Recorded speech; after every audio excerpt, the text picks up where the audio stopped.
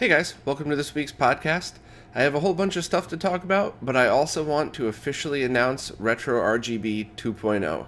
I'd spoken about it on the Retro Roundtable, and anybody that knows me has probably had an earful from me over the past year or so. But basically, what I want to do is redo RetroRGB.com into a community-based Wikipedia-like thing. And the basic premise is that each page will have a forum dedicated to it, so people could discuss these things and then immediately post right in the Wikipedia.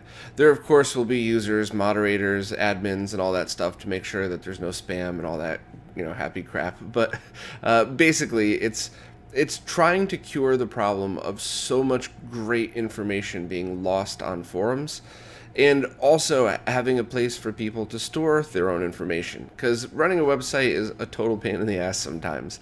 So I'm really hoping to launch an Indiegogo campaign, as soon as possible. I'm aiming for September 1st, but I need a few more features to be ironed out before so. But as short as I could make it is, I would like to donate my site to the community and make it a not-for-profit website, kind of like a Wikipedia, but completely and totally dedicated just to gamers. And not just retro gaming, anything that has to do with video game consoles, monitors, CRTs, and flat screens, TV calibration, basically anything that has to do with getting the best out of your consoles and how to display them the best. Even things like capture cards, of course, upscalers, stuff like that. I really just want a place that everybody could have a place to go, both to contribute and to rely on. And it's going to be a lot of work, and starting a not-for-profit company is a ridiculous amount of money. And then there's all, hidden fees. So I'm going to try to start an Indiegogo campaign. And that way, even if I only get pennies, then at least with Indiegogo, I could just take the bare minimum and use it towards what I've already spent on it, I guess. But I guess the minimum goal is just to be able to get enough money to finish transferring it over. And if all I get is the minimum, then no problem. It's still RetroRGB, and it's still for everybody. But the main goal is, if I get enough funding to make it a not-for-profit, I'd even like to name it something different, because it's not about me at all. I want it to be about the community.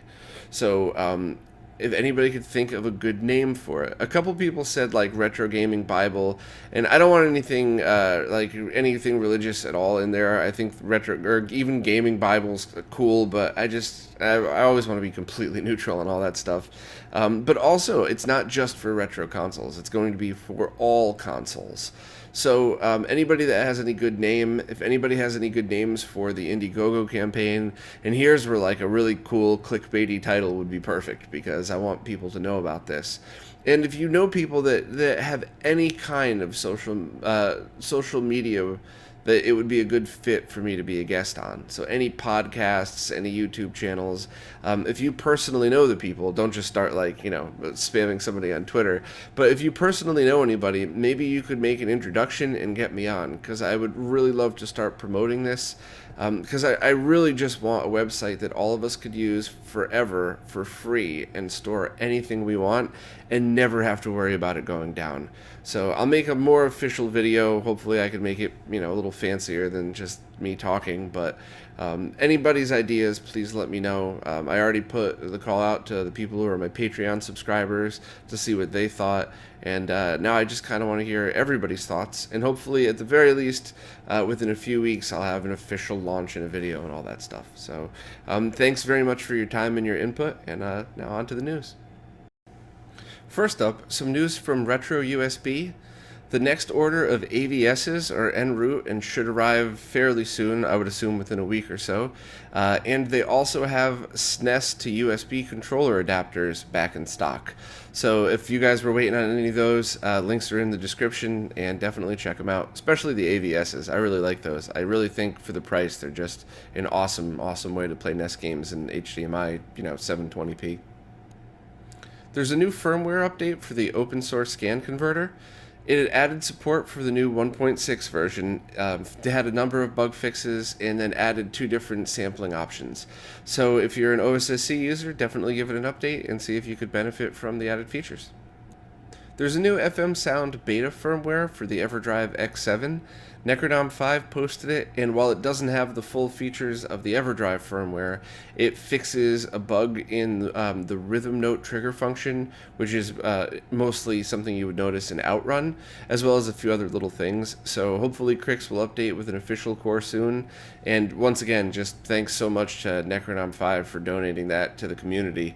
I am getting in a few parts, and they should have arrived by now, but I'll be getting an FM power base converter, and I want to do a real audio capture with some good recording equipment to tell the difference between this firmware on an EverDrive, the FM power base, and maybe even like the analog NT Mini. Zach still has my actual SG 2000 or 3000 master system, the Japanese master system that has the official FM chip in it. So I should be able to at least get those three, and we could really put it through its paces and see how well it holds up. I guess probably expect that video next week. Someone has just ported the 240p test suite to PlayStation 1, which is really awesome because that is just an amazing piece of test software that I use on pretty much every console that it has a version for. So the username, kind of like people who have the password. But he posted this last week, and it looks very cool, and there's just a few things missing on it, and I believe he's still going to be working through it. So another great addition to the 240p test suite family, and thanks to Username for posting it. It looks like someone has just created a custom input mode for larger 4K monitors. I believe they mostly work with the Seiki monitors, but they could probably work with others as well. And it adds things like 4K 120Hz support. They claim that it actually has around 30 microseconds of lag, which I didn't even know that was possible on a flat screen. And it has different modes, so you could actually use it at 1080p 240, 720, 300, and supposedly it supports different syncs, so you might be able to actually get, the OSSC and all SNES modes working on there. And it just seems pretty awesome that, it was pretty much built by one guy, and I'd really love to get one of these for testing and possibly even get him on to talk about his work, because this is just incredible stuff. If it works as it supposedly does. And, it's really good to know that there's the potential to finally get a 40-inch TV with almost no lag in it, or at least comparable to CRT. So, exciting stuff. Hopefully I'll be able to demo one sometime. It looks like somebody in Japan has also been working on an FPGA SNES. Now, it's not a complete core. I believe they've only released certain parts of it, and you can load it on a specific type of FPGA board and try it out, but I think it's missing stuff like controller support, and I'm not sure if all the video modes even work. So it's certainly not a fully finished solution like the one that J.W. Donnell on the NES Dev forums has been working on. But at the very least, it's something cool to look at, and if you already happen to have one of these FPGA kits, you might as well try it out. But the link is in the description, and the website's in Japanese, and I found that the Google Translate's pretty terrible, so hopefully people could make more sense of it. Someone on the Sega 16 forums has taken the Sonic Mania opening and made it into a full motion video for the Sega CD or Sega Genesis. You could actually run it right off of an EverDrive, and Smoke Monster even posted a video of him playing it on his Nomad with the actual Sonic Mania opening playing in the background, which I think is really cool. So I love fun little things like this. Great work, and it's pretty neat. Too bad we couldn't reverse engineer and have Sonic Mania on Genesis or Sega CD or something. The Neo Pocket Flashmasta is now back in stock, so if you were looking for a pretty cheap way to play Neo Geo Pocket games on a ROM cart, this one can hold one or two at a time, and it works great. So if anybody was looking for a less expensive version than the full ROM cart, this is definitely for you.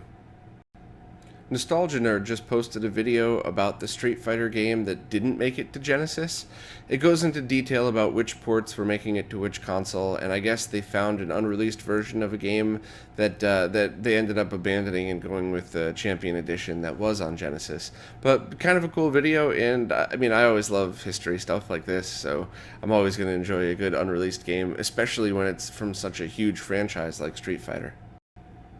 Someone just posted a new GameCube connector on Thingiverse. So it's basically the connector that goes into the digital plug, and you'll need to individually put the pins in and then solder it down. And it seems to be pretty cool because I think that the big problem that a few people were having with Zelda X Pro's GameCube solution was that the pins didn't have plastic separating them. So if you tweaked it just at the right way, the pins could touch and short out the GameCube and the HDMI module. There wasn't too many people that happened to. I think it only happened to one or maybe two people. But, having a full 3D print design and the pins physically separated by plastic or, anything non-conductive would definitely be the right way to do it. The consistency and shape of 3D print designs is always a concern, but I love that people are going the extra mile and really just trying to make the best solution for it. A lot of people really love do-it-yourself projects, and stuff like this is pretty awesome. So, anybody that wants to try making one of these or wants to order it from any of the more professional websites, so it's not just like the $800 3D printer. They have one of the ones that's a little more exact. Maybe give it a shot and see if it's a snug fit. But I certainly would like to see stuff like the Zelda X Pro GameCube adapter with something like this, and then more secured inside the case, not just glued and taped in. But progress, right? So everybody's making good strides, and hopefully we'll be able to see more of those types of projects. This isn't really retro gaming news, but there's going to be a big VR conference at the Javits Center in New York City, October 26th through 28th. And while I genuinely love 2D side-scrollers on any platform, old or new, I was very intrigued by a lot of the VR stuff that I've seen lately. And while a lot of it still has a ways to go, especially the pixel density of the screens, when you're a foot or two away from them, the screens look amazing, but when they're an inch from your eye, you could actually very easily see all the individual pixels. So hopefully the screen density and some of the new technology would really make it another step further. But I'm pretty excited about VR, and I live right down the street from the Javits Center, so I kind of have to check it out. There's a new firmware update for the Sophia RGB board. That's the board for the Atari 5200 or Atari 800 computers. I still haven't installed mine. I really got to get around to doing it, and I think I decided I wanted to do it on an Atari 800 computer because I've never even used one of those before. But I have used a 5200 and was, less impressed with the controllers and everything. So I guess I just got to wait till I stumble across a good Atari 800 PC. If anybody was curious about the differences between the limited run games version and the Play Asia version of Wonder Boy, Ray Commend uploaded a video that shows the unboxing side by side, and for the most part they're both very similar. It's good artwork and everything, but the limited run games version did come with an awesome insert, and you could also flip the cover upside down and it looks like an SMS game, which I thought was absolutely killer. So I'm more than happy just owning whatever version I get, just so I could play it, have a hard copy of the game. But yeah, love them or hate them, limited run games certainly did an awesome job on that, and I love the reversible cover. Someone just posted a Kickstarter for an FPGA add-on for the Raspberry Pi that supposedly will run SNES and NES. I'm not really sure any more details of the project. I think it's brand new. I think that just popped up right at the time of recording this, so maybe there'll be more info by the time this airs. And it's going for about, the goal is I think $16,000 US. I believe the number that you see there is in Hong Kong dollars. So I'm really interested to see what it is, and if anybody has any info on it, please let me know. And lastly, I just re-uploaded the Jaguar controller insert video with a comparison between the original, and I screwed up. I should have had that in the first place, and the reason I didn't bother was just because there really aren't many originals, and the aftermarket ones take care of pretty much every game. So even if you had all 10 originals, you'd still be interested in these for everything else. But I forgot and I should have put it in. But I'd like to know what you guys think about that, because a lot of guys I know that are really into the YouTube stuff say, oh, you never delete a video. You link to the new one, and you leave your hits up there, get your views. And I'm not in this for hits and views. I'm in this to try to make helpful videos and enjoy myself. So if that's really the only downside, then I could care less. Fine, I'll just have a video with 10 views on it, whatever.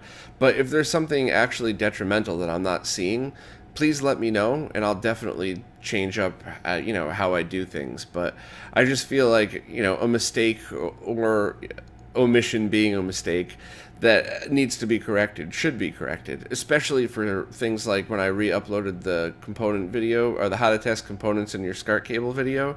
That was something that it wasn't a make or break, but it was a really important thing that I missed. So I'm trying to get better. I write scripts for most of the videos now.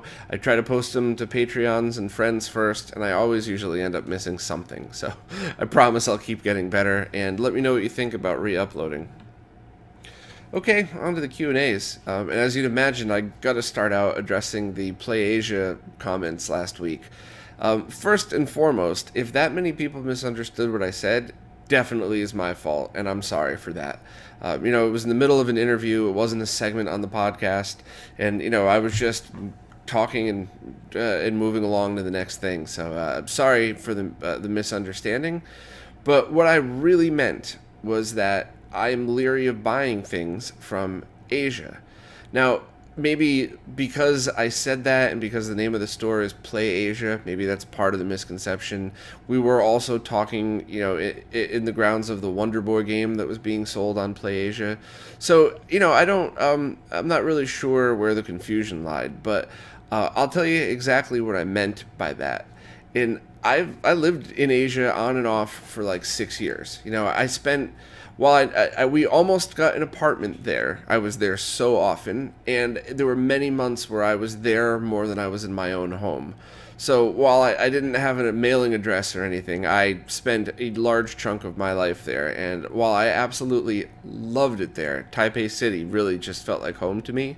I was in and out of Shenzhen, China all the time, and I saw how all the bootlegging works. And, so many people get really offended by that and said, oh, you don't know what you're talking about. I do. I was there. I would walk into a store that's about the size of this office and then walk into the back room that's about 3 times the size of the office that had bootleg everything, and not bootleg on CDRs. Like, legit, the same Blu-ray that was getting shot down is now, the assembly line is now here in a loose sleeve rather than in a nice case, but they had games, Blu-rays, DVDs, everything. And then I think they were the original... I think actually it wasn't Shenzhen, China. I believe it was in Hong Kong where there was the original people doing the 360 bootlegs.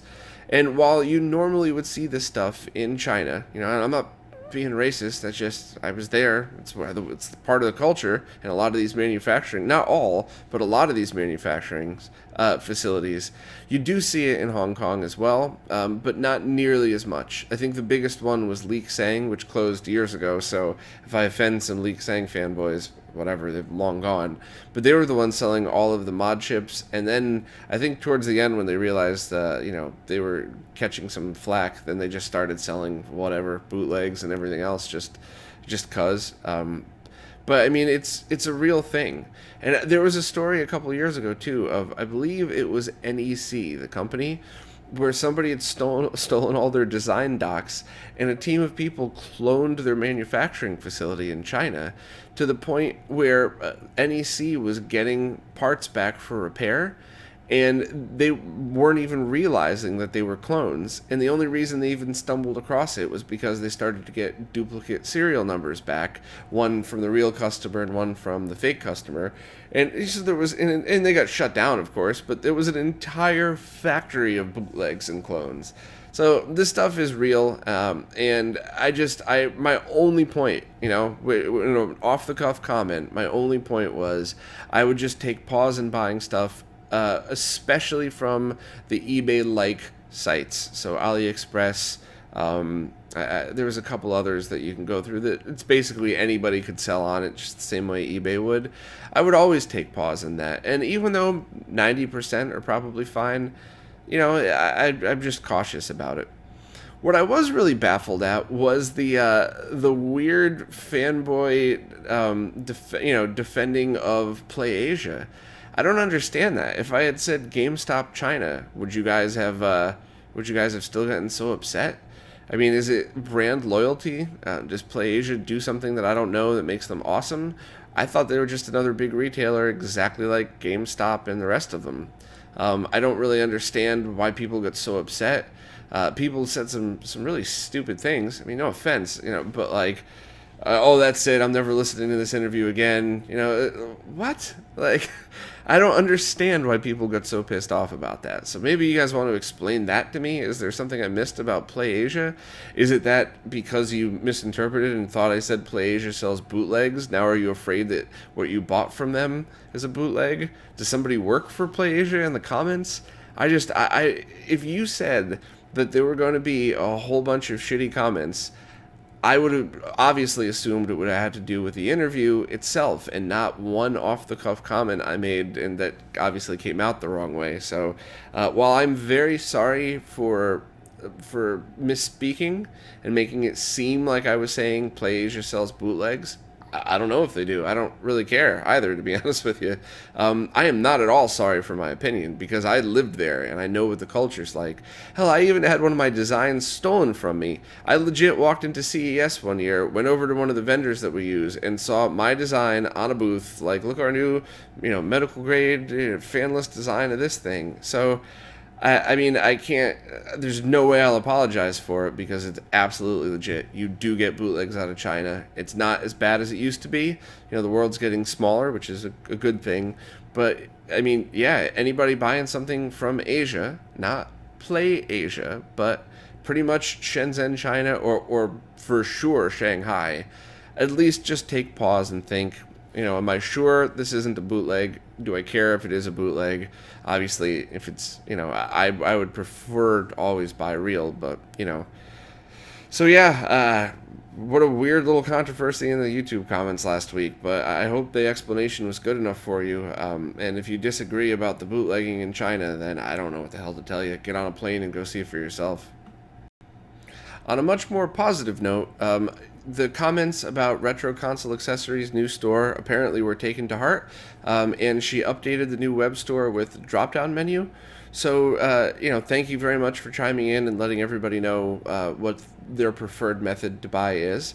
Obviously it's a mix of what the customers want and what's the most efficient way for the seller, but it looks like you select your cable and now you could select from the drop-down whether you want it shielded or not, which I think is great. So thanks to everybody for chiming in on that, and I'll leave the link down below if you want to buy a direct link to those cables. Next, last week I talked about people that got shut down for selling bootleg arcade games, and Smoke Monster sent me a link to, I believe it's arcadeprojects.com, where somebody posted the real story, and it's actually kind of crazy and a really cool story that involves like hidden gambling rooms and using the arcade machines as a front. I don't want to spoil the story. It's freaking awesome. So if anybody's interested in that, I obviously can't vouch for any of the validity because it was just a post on a forum, but hell, even if it's bullshit, it's a great story. So I think it's real, but either way, give it a read.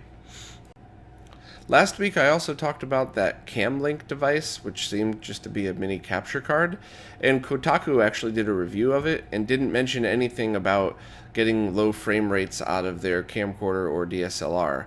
So I still don't understand why that was happening to me. If anybody has any feedback on that, hopefully soon I'll be able to upgrade and just not ever have to worry about this stuff again. But I'm just really curious how other people deal with that, because both the Kotaku article and the device itself makes it seem like what I'm trying to do is easy and should work perfect. So maybe I'm just doing something wrong. It's totally plausible, but yeah, anybody else that has feedback about it, thank you for posting, and I'd love to hear what you have to say.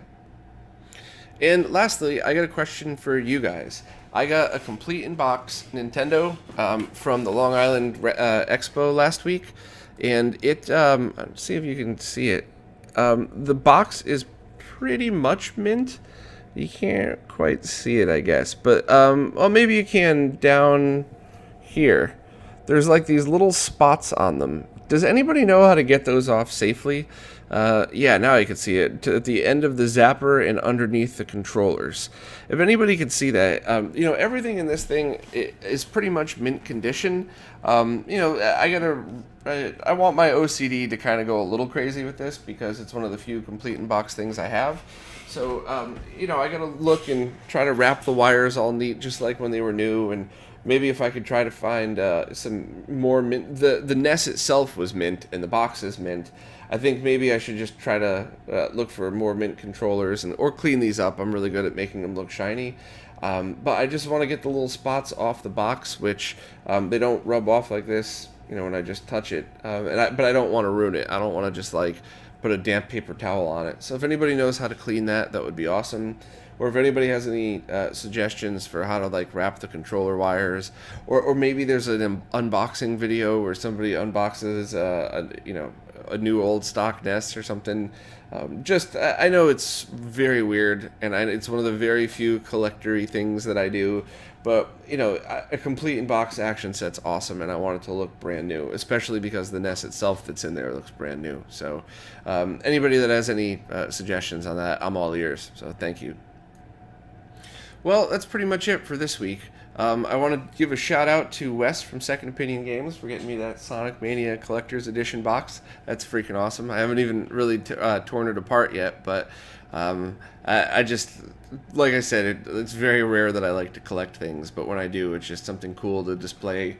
I got my NES box, I got that, I got a couple other things here. So thanks to him for getting me one of those. Also, I really, really want to hear everybody's feedback on RetroRGB 2.0. I'll try to have a full video introducing it ready for, hopefully by next podcast, but at the very least by the podcast after. And please, definitely, anybody that could think of a really cool Indiegogo named title of the campaign, super clickbaity, something that people might see and just go like, oh, what's this? It sounds awesome. So, but all of your help is really just appreciated, and anybody that has any opinions, fire away, because I am all ears, and I so badly want this to work out so that we could just have a website we could all rely on forever and just never have to worry about any of the crap that's involved in some of the other websites that you have to deal with, including mine, by the way. People can't add anything to mine, so a lot of pages are stagnant because I don't have time to update them. So I'm really trying here, and I just want to make this as best as I can. So I am all ears. As always, thanks to the Patreons for helping out. I couldn't really make these videos without everybody, and I'll see you guys next week, hopefully with a pretty cool interview.